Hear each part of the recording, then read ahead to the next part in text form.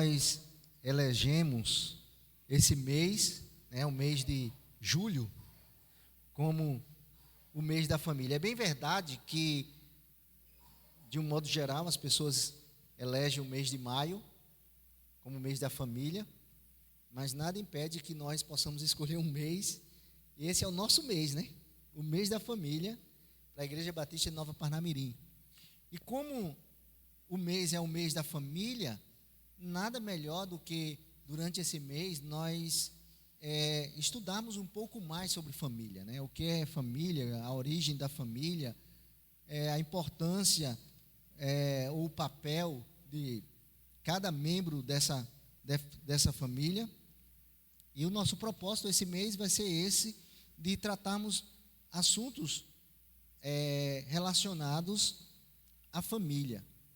E claro, o relacionamento familiar é fundamental na vida de qualquer pessoa, porque esse relacionamento familiar certamente vai fazer com que as pessoas sejam mais felizes, ou revoltadas, ou tristes, ou pessoas muitas vezes desajustadas por não ter essa base familiar, né? Então é fundamental e de muita importância que a gente possa olhar nas Escrituras, olhar na Bíblia, procurar analisar alguns fatores também que vão fazer com que essa família viva em harmonia, né? Então hoje à noite eu espero que você possa entender alguns princípios, alguns ensinamentos bíblicos, para que você na sua casa possa ter harmonia, você no seu lar. E então, como nós podemos ter harmonia em nossa casa, no nosso lar? Como a Bíblia trata sobre família? E abre aí comigo Gênesis capítulo 1, versículo 27. E uma base importante para que haja essa harmonia no lar é você saber a origem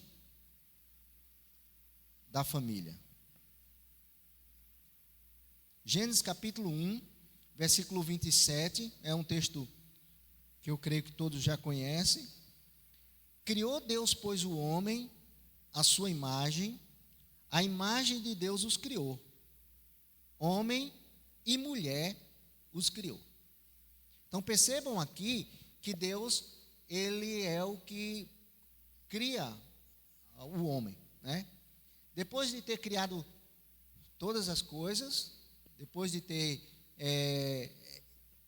preparado um ambiente satisfatório para qualquer um viver, o jardim do Éden, né? A terra com todos os seus animais, com a água necessária para o homem sobreviver, as frutas, tudo em abundância.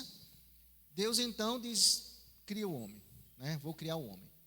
A Bíblia vai dizer que criou Deus, pois, o homem do pó da terra, soprou nas narinas o fôlego de vida, e o homem passou a ser alma vivente. Mas uma coisa interessante, depois de toda a sua criação, Gênesis capítulo 2 agora, Gênesis capítulo 2, versículo 18 nos diz: disse mais o Senhor Deus, não é bom que o homem esteja só, far-lhe-ei uma auxiliadora que lhe seja idônea. Então Deus, depois de contemplar toda a sua criação, e a criação toda especial que era o homem, disse, mas tem uma coisa aqui que não é boa, porque tudo que Deus havia criado, Ele diz é bom, né? O primeiro dia isso foi bom, mas não é bom que o homem esteja só. Precisa de algo mais para ele. Então far-lhe-ei uma auxiliadora, alguém que iria completar este homem, ou auxiliar este homem, estar junto a este homem. Far-lhe-ei uma auxiliadora que lhe seja apropriada, idônea. Essa é a razão porque todo jovem, de um modo geral, a não ser aqueles que desejam ser eunucos para servir ao Senhor, né? Eles querem ter uma companheira, querem namorar, noivar e casar, né? Então chega uma certa idade que já começa a despertar esse relacionamento. E aí quando começa a namorar, noivar, já pensa, não, nós queremos agora casar. Para quê? Para justamente obedecer, vamos dizer assim, de forma prazerosa, de formar uma família. Então nós temos aqui a origem da família. Deus criando o homem, criando a mulher, e agora no versículo 24 do capítulo 2, instituindo o quê? O casamento. Capítulo 2, agora, versículo 24 diz: por isso, deixa o homem pai e mãe, e se une à sua mulher, tornando-se os dois uma só carne. Então, nós temos que entender que a família, ela é uma instituição divina. Foi Deus que instituiu. E se foi Deus que instituiu essa família, é porque é algo bom, né? Eu lembro um jovem aqui na igreja que demorou a casar, viu? O pastor ainda deu uns conselhos a ele: homem, por que não casa logo? Não, mas ainda tem uma coisa aqui, tem ali, né? Precisa ajustar, parece que queria ganhar um pouco mais. Claro, para fazer a sua esposa mais alegre, tudo, mas eu disse: homem, case logo, Deus, você tem condições, Deus vai honrar aí o casamento que ele instituiu. E finalmente ele decidiu casar. Estávamos lá na celebração do casamento e eu disse: é bom, não é? Ele disse: é bom demais, né? Eu deveria ter casado antes. Aí quando a gente casa, realmente sabe o quanto é bom casar. Mas, como família, né, instituída por Deus, e agora sabendo que o casamento é algo bom, então, a despeito de piadas que as pessoas dizem aí, até mesmo os homens, eu até quero dar um conselho aqui para os homens, que geralmente os homens é quem dizem mais piadas nesse sentido, é que também teve um casal chegou para mim, que estão namorando, mas querem casar logo, e disse: puxa, às vezes a gente fica um pouco frustrado, né? Porque as piadas geralmente é muito depreciativa, né, do casamento. Alguns dizem assim: casar, você teve que escolher, casar ou ter razão, né? Aí o cara: puxa vida, então quer dizer que ou eu caso ou eu tenho razão, né? E eu é quem mando, né, na minha mulher, mas ela não me obedece. Então, e várias outras piadas. Então, isso começa a criar uma certa, né, dos casais mais jovens: será que casamento é bom mesmo? Mas eu quero dizer para vocês, jovens, que casar é bom demais. Quem foi que disse isso? É bom demais, pastor, né? Casar é muito bom. Agora, claro que nesse casamento se faz necessário que alguns objetivos nos quais Deus criou para o casamento, para essa nova família, esse novo lar que vai surgir, seja colocado em prática, né? E claro, temos objetivos primordiais para a família, quando Deus criou, né? Uma das coisas é que haja essa união legítima, né? O casamento tem esse objetivo, uma união legítima entre homem e mulher. E a união legítima é constituir agora uma nova célula familiar dos moldes de Deus. Por isso que não é certo você, antes do casamento, viver fornicando, tendo relações, né, com o seu namorado. Porque nós sabemos que hoje há uma deturpação muito grande do que seja um lar, uma família, né?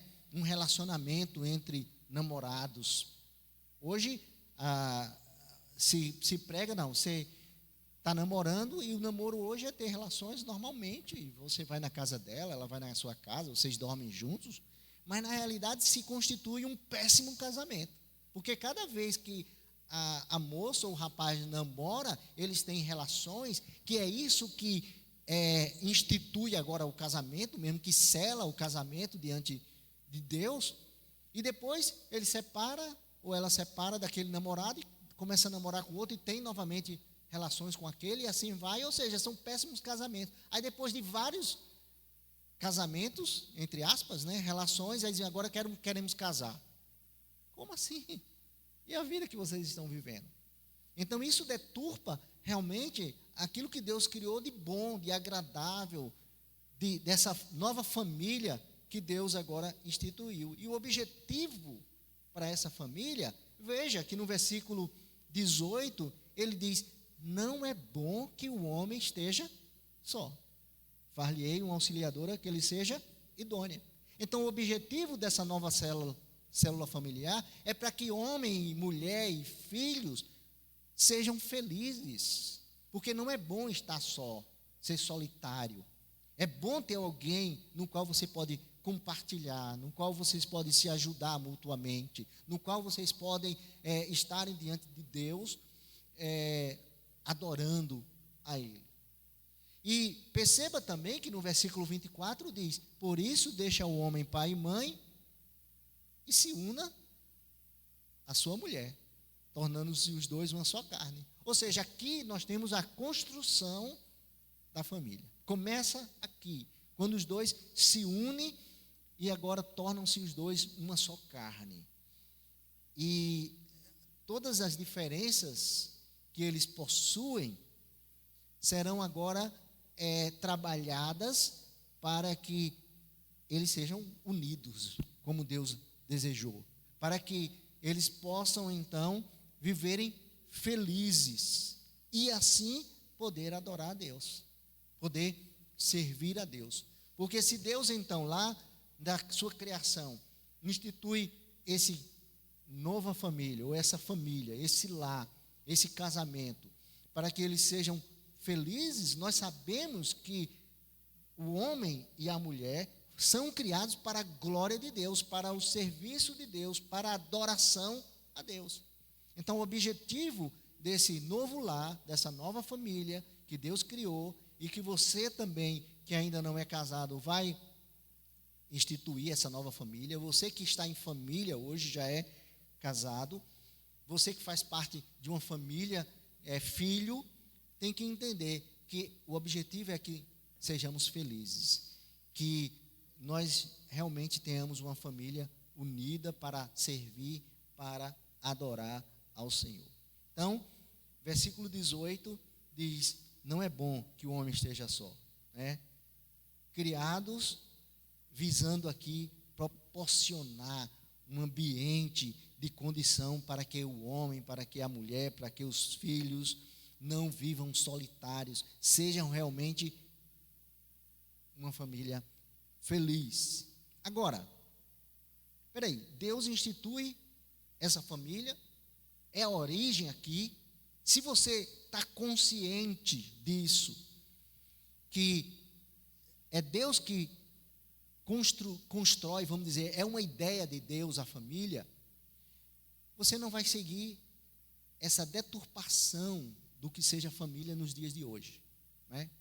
Hoje estão querendo desconstruir realmente a ideia de família. E por quê? Porque o homem, quando pecou e se afastou de Deus, ele, de alguma forma, induzido, levado pelo,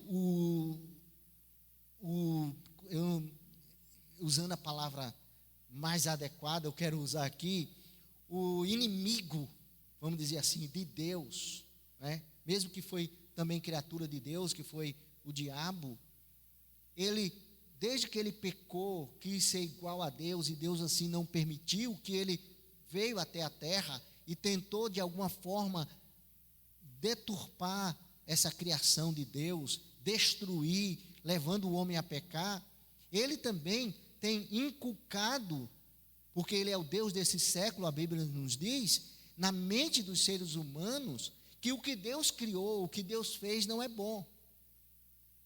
Especialmente criar a família. Então hoje há um conceito, agora vocês sabem muito bem, de que família não é mais a união entre homem e mulher e que constitui filhos. Hoje quer dizer que família é simplesmente quando duas pessoas estão juntas e agora estão vivendo juntos. Pode ser 2 homens, 2 mulheres, né? E que adotam filhos. Então isso é um conceito totalmente deturpado daquilo que Deus criou. É tanto que um dos salmos vai dizer que Deus, ele faz com que a mulher estéril, né, seja mãe de filhos. Por quê? Porque a família começa, o homem e a mulher, e se amplia quando os filhos surgem. Então, para isso, para que nós possamos ter realmente bem fixado essa ideia de família, e para que essa família tenha harmonia dentro de casa para servir, para adorar ao Senhor, é necessário que, diferentemente daquilo que hoje o mundo todo está pregando, tentando desconstruir o papel da família, nós aceitemos para as nossas vidas alguns pré-requisitos fundamentais. Primeiro pré-requisito, aceitar os princípios da palavra de Deus.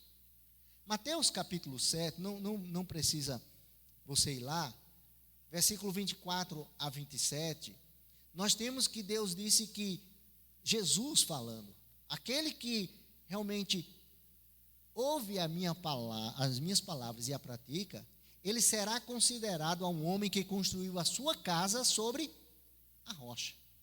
E vieram as chuvas, vieram os ventos, e aquela casa não caiu. Mas o homem que não ouve a palavra e as pratica, será comparado a um homem que construiu a sua casa sobre a areia. E vieram as chuvas, vieram os ventos, e a casa ruiu. Então, para que essa família que Deus agora instituiu, ela possa viver em harmonia, é necessário entender, primeiro, Gênesis capítulo 3, foi onde Deus havia dito, de todas as árvores que há no jardim, vocês podem comer livremente, menos da árvore do conhecimento do bem e do mal, porque no dia que dela comeres, certamente morrerás. E ali, Eva come daquela árvore, dá ao seu marido, eles agora pecam diante de Deus, abre-se o seu entendimento de inocência, de pureza, há também uma consciência agora de culpa, por eles terem pecado contra Deus, e quebra-se esse relacionamento com o Deus Todo-Poderoso, que criou-os para a eternidade. E assim, eles são afastados de Deus, e aqueles que nascem agora já herdam essa natureza também pecaminosa. Porém, quando o homem entende que a origem da família é vinda de Deus, que Deus institui o casamento como algo bom, agradável, para que o homem seja feliz, para que o homem possa adorar, servir ao seu Senhor, eles precisam, para que agora haja harmonia, tenha uma base sólida. E a solidez virá quando esse lar é pautado justamente na palavra de Deus. É o que Jesus está dizendo.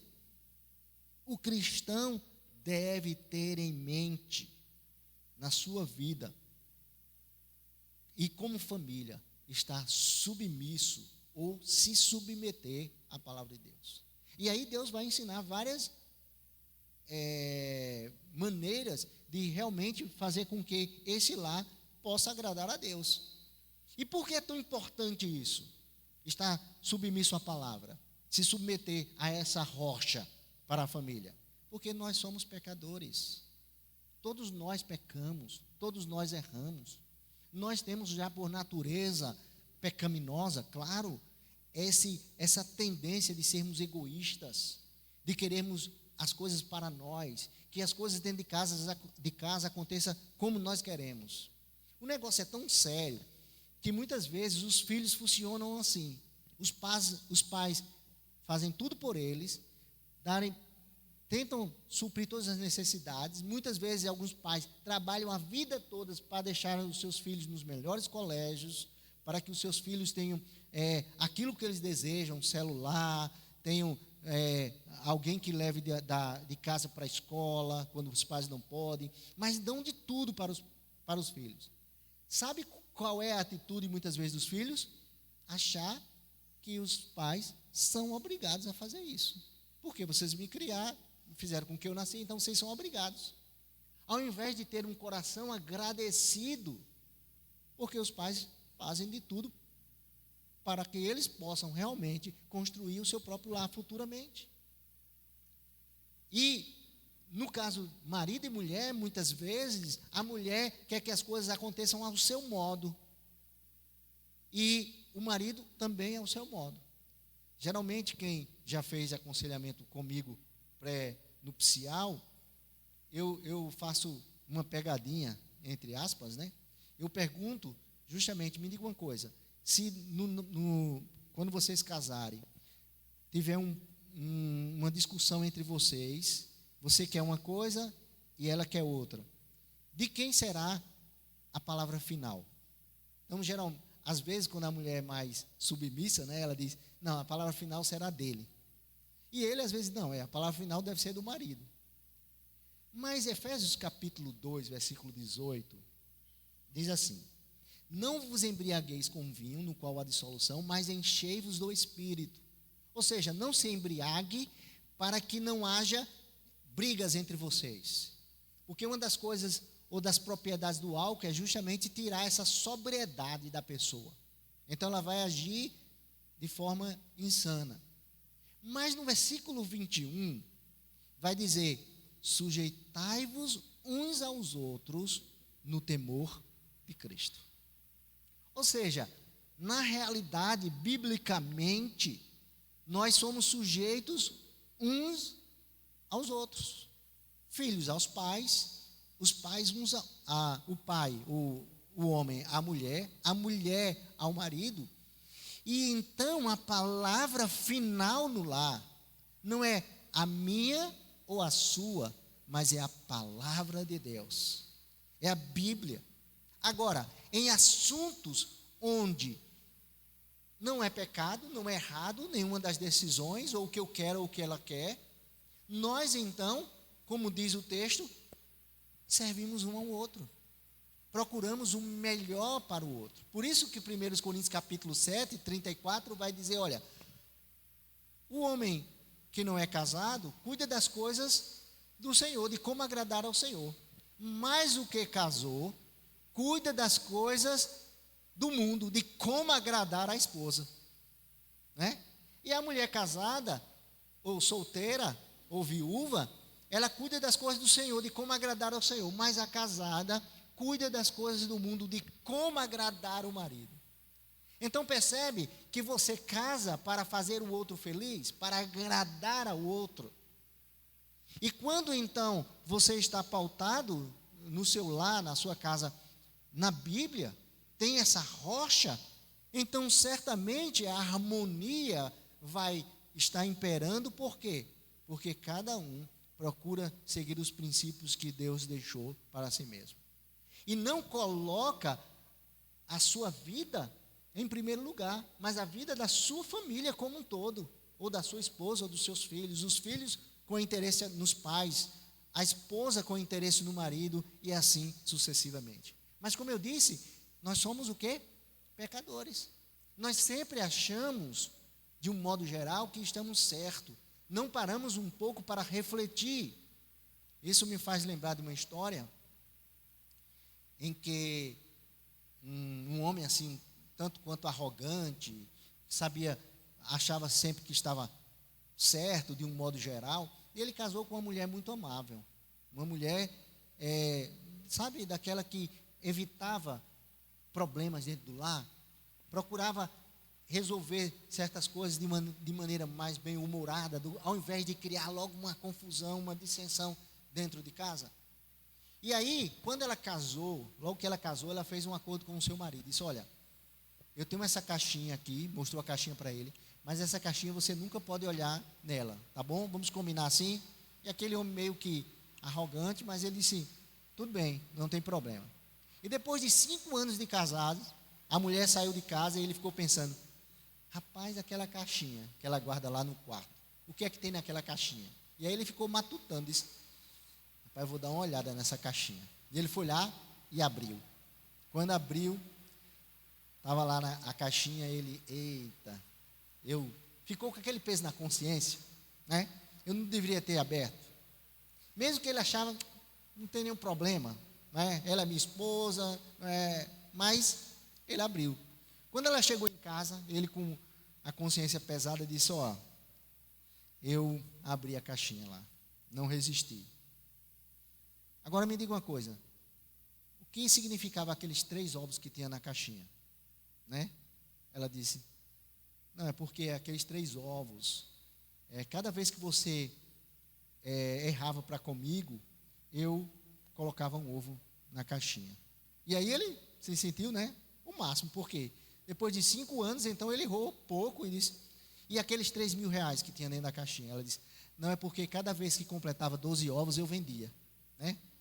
Ou seja, imagine o quanto aquele homem havia errado durante toda a vida. Mas é mais ou menos o que muitas vezes nós achamos, né? Que nunca erramos. Mas se nossa esposa, cada vez que a gente errasse, colocasse um ovo numa caixinha, eu tenho 31 anos, completei agora, dia 22 de junho, 31 anos de casado. Imagine quanta gente já tinha de dinheiro, né? Que ela cada vez vendesse os 12 ovos, né?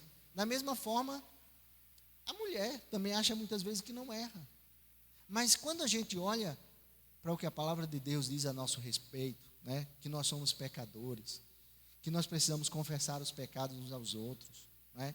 Que nós precisamos corrigir a nossa vida, nos santificar mais e mais, aí sim, aí nós não vamos querer sempre estar certo, nós vamos querer aplicar os princípios da palavra de Deus na nossa vida. Então a primeira coisa, uma das coisas que, como pré-requisito, a primeira coisa como pré-requisito para que haja harmonia no lar, é realmente se submeter à palavra de Deus. Mas a segunda coisa, você sabe que é difícil você reconhecer erro, né? Eu mesmo fico invocado quando minha esposa diz que eu estou errado. Às vezes ela não precisa dizer: você está errado não, mas ela diz: mas você faz isso e isso não está certo, né? Ela não diz: você está errado, só o que eu fiz não está certo. Eu já fico chateado, né? E na realidade, quando também as pessoas mandam a gente fazer alguma coisa, né?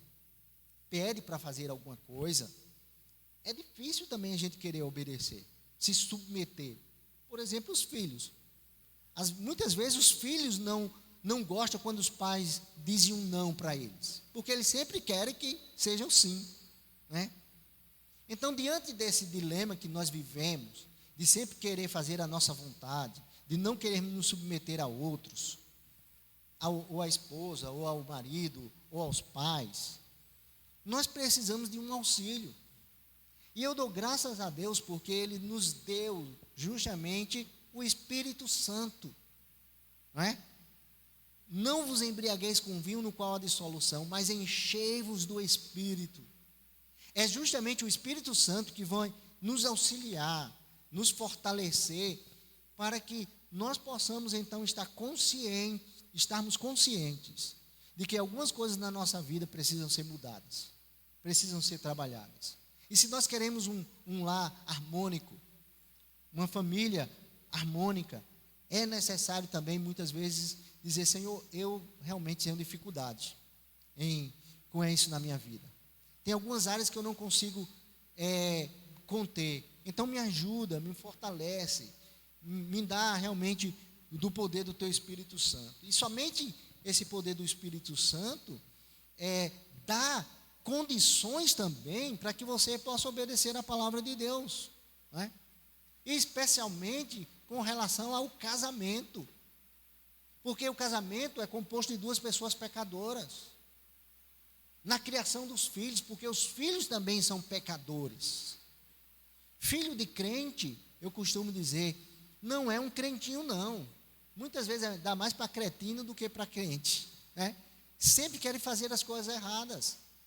São difíceis de lidar, igual qualquer outro filho, né? Por mais tranquilo ou calmo que sejam os filhos, mas eles, no fundo, querem fazer as coisas da sua maneira. Então, para isso, é necessário realmente clamar a Deus, pedir o poder do Espírito Santo, para que você possa lidar, tratar, enfrentar os problemas com os filhos, para que você possa lidar, tratar, enfrentar os problemas com o seu marido, com a sua esposa. E se realmente esse lar for pautado nas Escrituras, for com o auxílio do Espírito Santo, com certeza, tendo esses dois pré-requisitos, tudo vai mudar na família. Nós vamos saber lidar com as dificuldades que surgem. Porque depois de tantos anos de casado, nós sabemos que do início ao fim, nós estaremos trabalhando algumas áreas na nossa vida para que possa melhorar. O casamento não já vem pronto, a família é uma bênção, foi Deus que instituiu, mas quem faz realmente o casamento somos nós. A maneira que nós nos comportamos, aquilo que nós falamos, como nós estamos agindo dentro de casa. E, claro, o Espírito Santo e a palavra vão ajudar. Mas tem algumas coisas que começam ajudando para isso. Gênesis 2:24 aqui diz o quê? Por isso, deixa o homem pai e mãe e se une à sua mulher, tornando os dois uma só carne. Ou seja, para que essa família agora que vai surgir seja uma família onde há harmonia, primeira coisa, é necessário uma interdependência. Ou seja, você não vai deixar de ter o seu pai, a sua mãe, vocês não vão deixar, muitas vezes, de serem mentoreados por eles, mas é necessário que você seja o quê? Emancipado. Por isso, deixa o homem pai e mãe e se une à sua mulher. Você não vai casar, você que é namorado, é noivo, você não vai casar para seus pais sustentar vocês. Vai casar? Ou você não vai ter filhos para os avós criar. Você vai casar com esse objetivo? Ter filho para seus avós criar? Não dá. Vocês precisam criar os seus filhos. Vocês precisam manter o seu lar. E para isso, então, é necessário que vocês sejam responsáveis em resolver os seus próprios problemas. Não é, quando meu sogro era vivo, aí às vezes eu dizia, olha, eu vou falar com seu pai, viu? Como assim? Eu vou falar com seu pai para resolver os problemas entre nós dois? Não, eu não fazia isso, né? Às vezes eu brincava, dizia, olha, eu vou falar com seu pai, viu? Mas não era o pai dela que ia resolver, né? Ou então, eu estou chateado, eu vou para a casa da minha mãe. Não, vocês têm que tratar em casa. Porque quando diz deixa pai e mãe, ou seja, eles são emocionalmente agora interdependentes, né, porque é pai e mãe, não deixa de ser, mas aqui diz, são emancipados, deixa o pai e mãe. Agora, uma união, quando diz deixa, por isso deixa o homem pai e mãe e se une à sua mulher. Agora, há uma união emocional do casal. E nessa união emocional, tem que realmente parar e compreender um ao outro. Os filhos também devem entender como os pais estão passando, as dificuldades, os problemas que eles estão passando. Na verdade, um novo domicílio, né?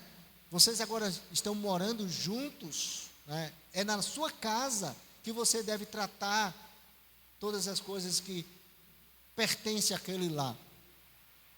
Não quer dizer que em algum momento você pode pedir sim a ajuda dos seus pais. Mas lembra que não são eles agora responsáveis para tratar os problemas dentro de casa, para suprir as minhas necessidades, para atender os meus anseios como família. Eu tenho que estar pautado na palavra de Deus, eu tenho que buscar o Espírito Santo.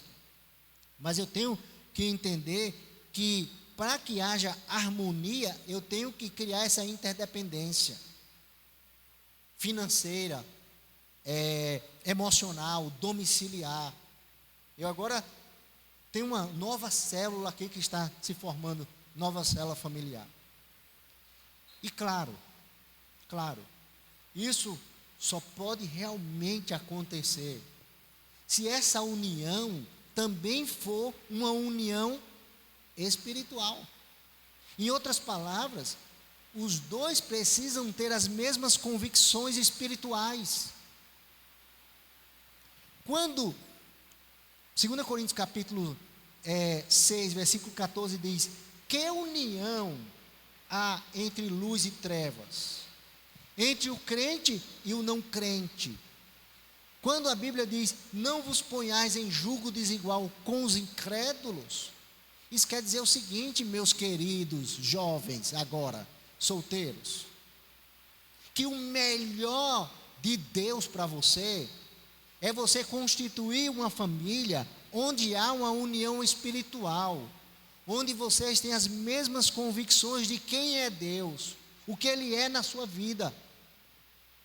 Você não pode querer fazer a sua vontade, dizer, não é cristão, mas é como se fosse. Sabe o que você está chamando para o seu lar? Está chamando problemas. Problemas esses que não podem ser resolvidos com base na palavra de Deus.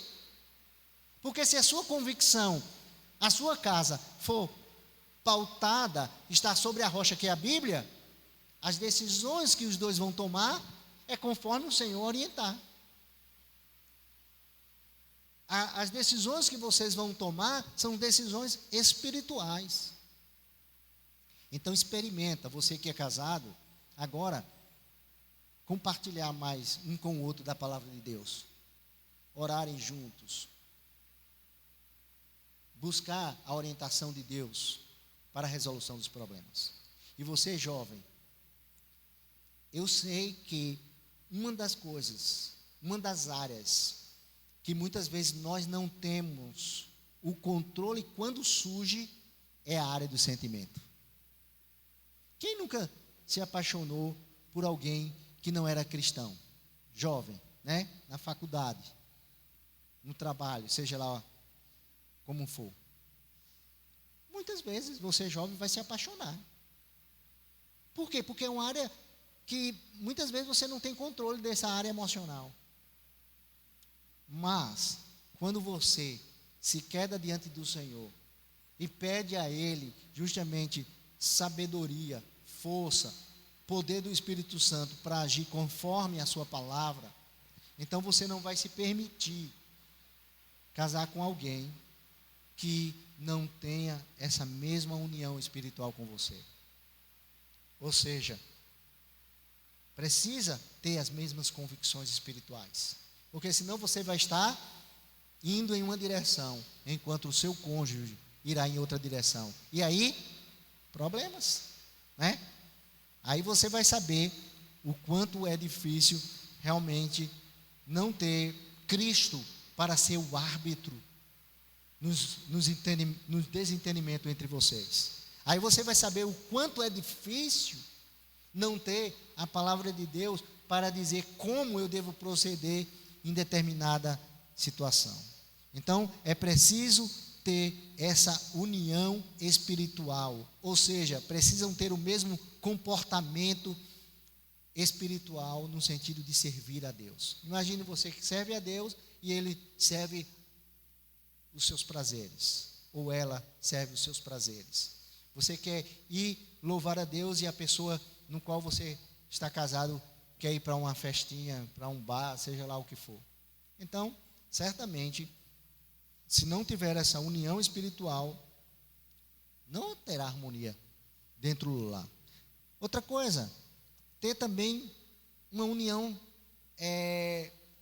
social, né? Adequada. Como? Né?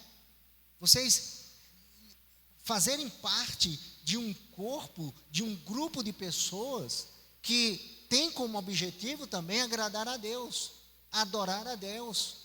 Uma comunidade em qual se reúne com o propósito maior de glorificar ao Senhor.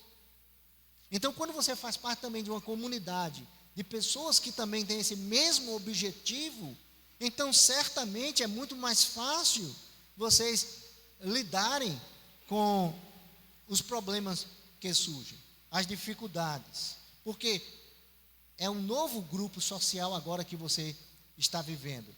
É um grupo no qual, quando você creu no Senhor Jesus, é um grupo que tem como objetivo mortificar o seu eu, não satisfazer a sua vontade, mas satisfazer a vontade de Deus. E aí, isso traz harmonia para dentro do lar. Então, pensa nisso, né? Essa união é também uma união social entre vocês e a comunidade na qual vocês vão estar fazendo parte. E aí a igreja de Deus, que Ele realmente chamou para servir, é o lugar onde, deixa eu dizer uma coisa para vocês, é o melhor lugar para se criar filhos, porque ali o filho vai crescer conhecendo os princípios de Deus e vão poder ter um encontro com o Senhor Jesus e assim trazer harmonia também para o lar. Então, queridos, nós temos aqui a base para começarmos o mês da família, entendendo que o lar, a família, vem de origem de Deus, origem divina. Tem o lar agora o objetivo de trazer ao homem felicidade, construir realmente essa família que vai servir, que vai adorar a Deus, mas se faz necessário esse pré-requisito. Uma família na qual tem a palavra de Deus como a rocha que vai sustentar essa família. Uma família que está se submetendo ao Espírito de Deus, para que o Espírito de Deus traga harmonia no lar. E claro, entender que agora, uma vez que você vai casar, deixa o homem pai e mãe, se une à sua mulher, torna-se os dois uma só carne. Agora há uma interdependência, vocês vão estar construindo uma nova célula familiar. Há essa união emocional, essa união domiciliar, essa união agora financeira, e que há essa separação do lar original, que deu origem a vocês dois, mas agora vocês vão construir essa família onde há uma união espiritual. Vocês dois precisam ter as mesmas convicções acerca de Deus, acerca de serviço, acerca de adoração. É necessário que tenha uma união também amorosa, né? Mas uma união social, onde vocês estão fazendo parte de uma comunidade que também tem o propósito de adorar a Deus e vão poder ser auxiliares nesse novo lar que surgiu. E você que já tem um lar formado, certamente vai poder contar com, por exemplo, um pastor na qual pode te aconselhar ou ajudar a lidar e tratar alguns problemas que vocês estão com dificuldade no lar. Um irmão ou uma irmã espiritual que pode também apoiar e aconselhar no que for preciso. Mas lembra, a família que está na rocha é como uma casa que, mesmo que venha a tempestade, mesmo que venha a chuva, ela permanece firme. E nesse texto de Mateus capítulo 7, Jesus mostra que haverá o período de chuva, haverá o período de tempestade. Sempre vai haver. Então, quando você casa, sempre tem problemas, sempre tem dificuldades, sempre alguma coisa quer causar desarmonia. Mas quando nós nos submetemos a Deus e permitimos que Ele tenha a palavra final no nosso lar. Certamente o nosso lar será um lar que não será abalado, não irá ruir, não haverá mais destruição, como tem acontecido constantemente nos lares neste mundo. Então vamos nos colocar diante de Deus agora. Vamos orar e vamos pedir a Deus que nos ajude a realmente ter uma família que esteja submissa à sua palavra e ao Espírito de Deus. Vamos orar. Senhor nosso Deus e Pai, nós estamos aqui na Tua presença e Te agradecemos, Senhor, porque o Senhor é bom, misericordioso e por isso o Senhor instituiu o lar, a família, o casamento, para que tenhamos vidas felizes. E pedimos então que o Senhor abençoe grandemente durante todo esse mês, para que todas as orientações que o Senhor quer passar para o teu povo possa chegar a cada coração e assim fortalecer os nossos lares. Que os filhos possam estar preparados para ouvir a tua palavra e praticar dentro do seu lar. Que os maridos, que as esposas estejam também prontas para fazer aquilo que o Senhor irá instruir durante esse mês a cada um.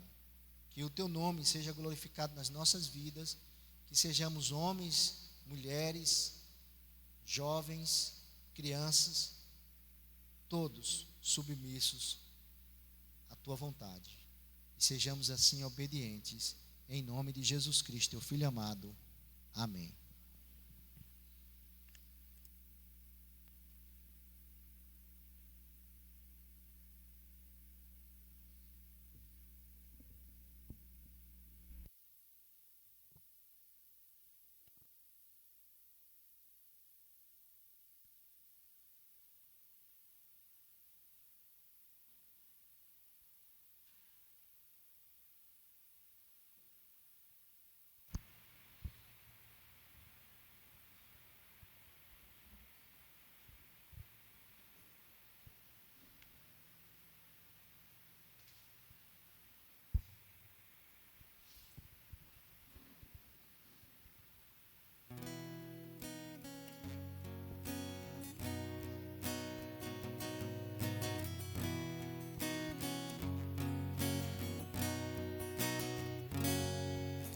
O eterno Pai criou o homem e a mulher e os abençoou, fez família e disse: não mais dois, porém um só sereis, guiados pelo amor, unidos vivereis.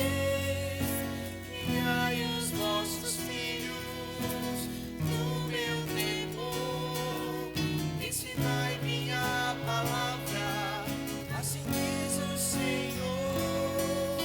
Família, projeto de Deus, um forte pilar na sua igreja.